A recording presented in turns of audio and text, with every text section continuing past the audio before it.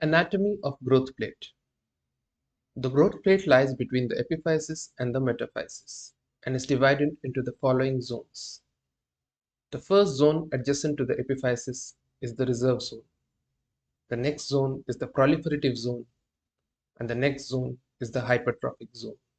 The hypertrophic zone is further divided into three zones: the zone of maturation, the degenerative zone, and the zone of provisional calcification. Sometimes the zone of provisional calcification is mentioned as a separate zone in some of the sources. Coming to the reserve zone, it is also called the resting cell zone or the germinal layer. It is composed of irregularly scattered cells that supply developing cartilage cells. The proliferative zone is the zone of active growth. Here the cells assume a flattened appearance and they arrange themselves into columns. In the maturation zone, there is no active growth and there is hypertrophy of the cells. The cells increase in size and start to accumulate calcium in their mitochondria.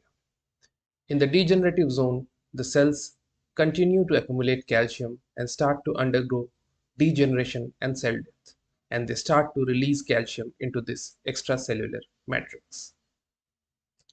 Increased cell death and increased deposition of calcium in the extracellular matrix occurs in the zone of provisional calcification.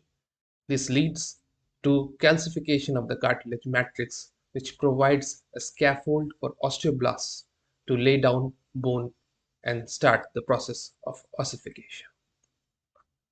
So, to revise, we have three zones initially: the reserve zone, the proliferative zone, and the hypertrophic zone. And the hypertrophic zone is further classified into maturation zone, degenerative zone, and the zone of provisional calcification. Another important aspect of this topic is the various diseases of each zone. So the reserve zone stores lipids, glycogens, and proteoglycans. Lysosomal storage disorders, for example, Gaucher disease, affect this zone. Injury to this zone can lead to cessation of growth. So diastrophic dwarfism and Pseudoachondroplasia are also diseases of the reserve zone. In the proliferative zone, growth hormone exerts its effects. The diseases affecting this zone are Achondroplasia and Gigantism. Zone of hypertrophy is the weakest zone, so epiphyseal injury occur through this zone. Slipped capital femoral epiphysis also occurs through this zone. The zone of provisional calcification. In the zone of provisional calcification, calcification occurs. So defect in calcification like rickets and osteomalacia occur in this zone. In rickets, there is also a widening of the zone hypertrophy with little or no provisional calcification. So these are some of the important aspects related to the anatomy of growth plate. This can be asked as a short question or as questions in the Viva.